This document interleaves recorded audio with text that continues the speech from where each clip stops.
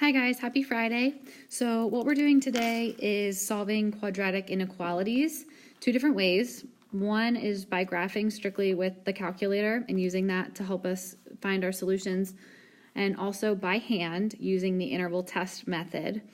I'm going to show you both methods for number one, and then I'm going to kind of skip through a couple steps and really focus on looking at the calculator for some of the other examples. I have a feeling you'll probably feel pretty comfortable doing it by hand, especially since we have been practicing factoring and finding zeros. So I do hope that you can get used to looking at the calculator for these.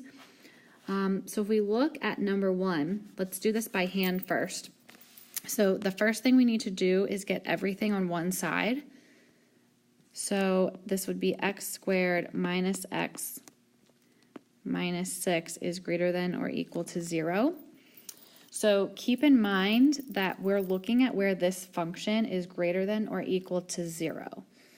So now at this point, we can ignore the inequality and set it equal to 0 and treat it like a regular quadratic that we've been doing. So we can factor, and this would be x plus 2 and x minus 3. So x equals negative 2 and x equals positive 3. These are called your critical numbers. So on a number line, we would include both of these critical numbers. And since our inequality was greater than or equal to, it included 0. So we would have closed circles at these critical numbers. So now it's called the interval test method because we have 3 different intervals right now that we have to test values. So this is the first interval, which would be all the x values less than 2. Here's the second interval, which would be x values between negative 2 and 3. And then the third interval is x values greater than 3. So we have these 3 intervals to test to see where our inequality is true. So this is where you could still continue to do it by hand, and you could pick a value in each interval and test it in the original inequality, but this is a great place to use the calculator to help you out. So I have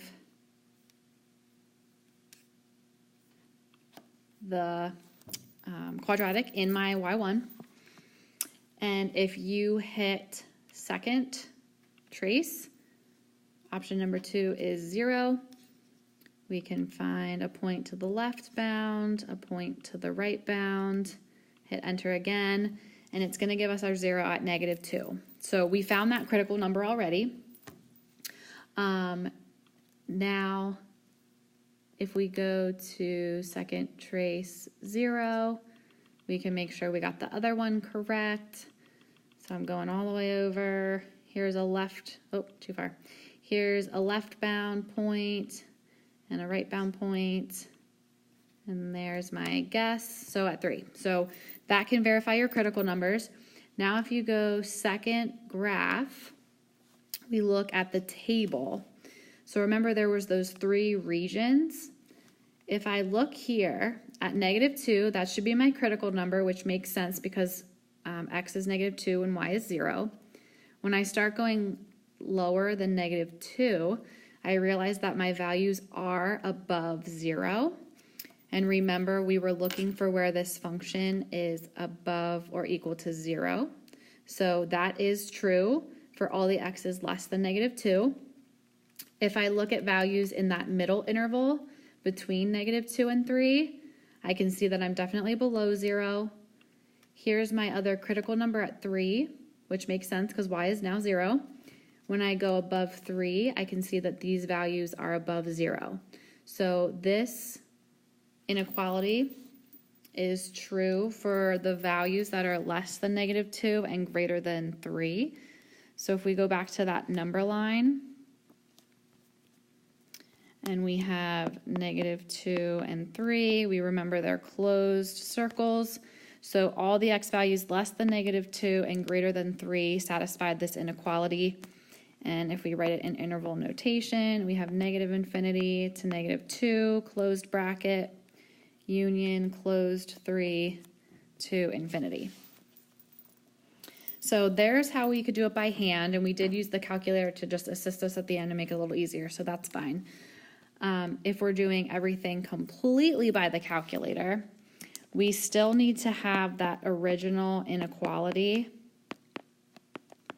So we're still looking for where the graph is above or equal to 0, which means it's above or equal to the x-axis. So you would start it off with looking at the graph. Now, we already went over finding the zeros, but remember that would be second trace, and option 2 is your 0. So if you need to find your zeros strictly with the calculator, that's how you would do it. So now we know where our zeros are, and we're looking for where the graph is above or on the x-axis. Well, that's these points and those to the right. So you can definitely see that it's when we're less than -2 and greater than 3. That's where we're above the x-axis. So that can help you find your intervals as well. Now, for example 2,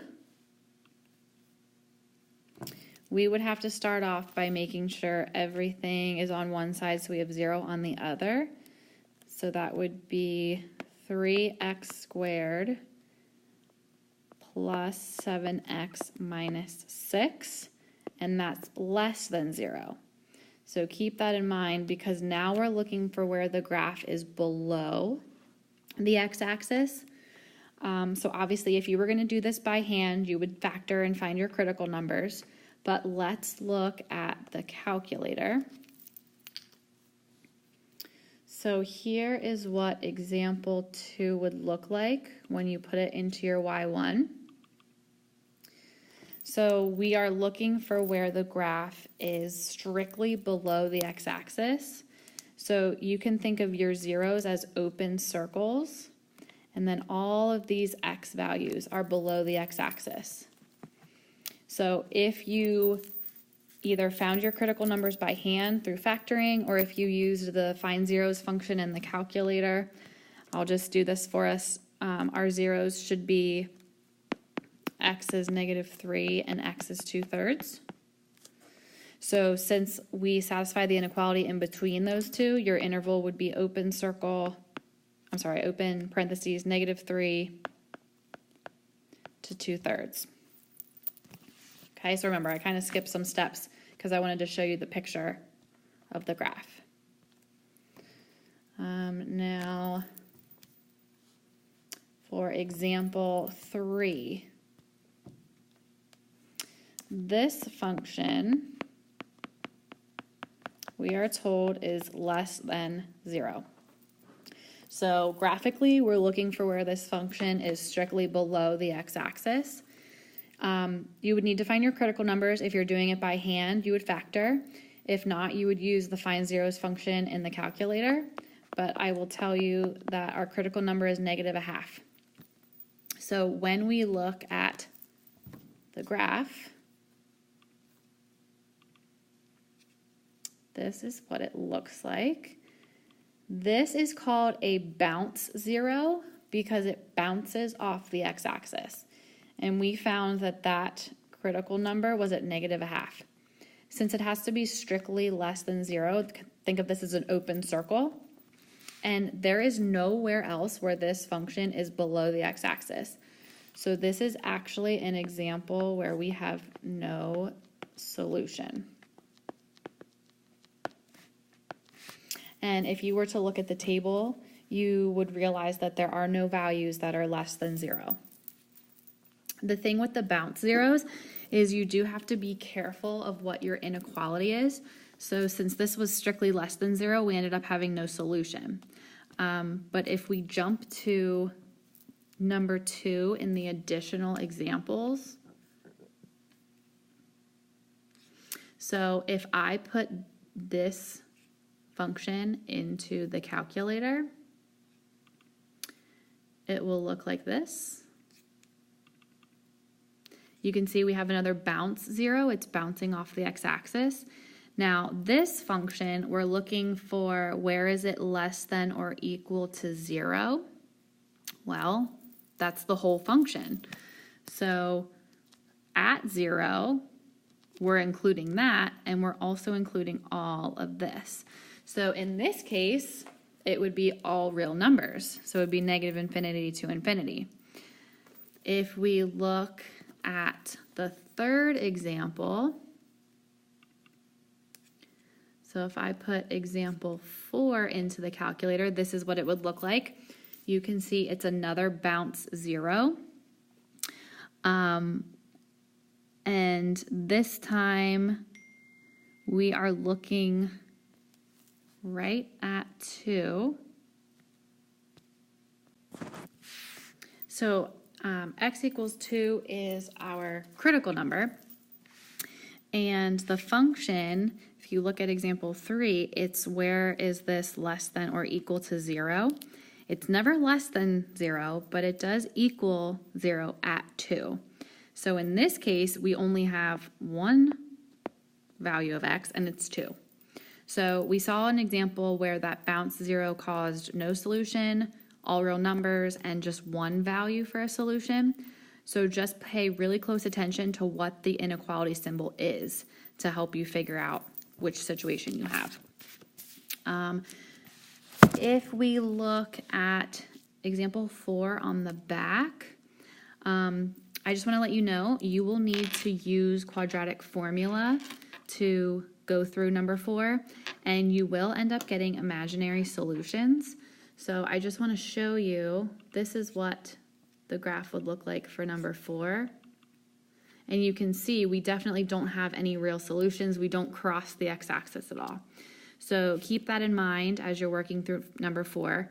You have to use quadratic formula. You will get imaginary solutions. And when you check the graph, because it's not crossing our x-axis at all, technically we don't have any real solution, and that's why you end up getting that imaginary solution.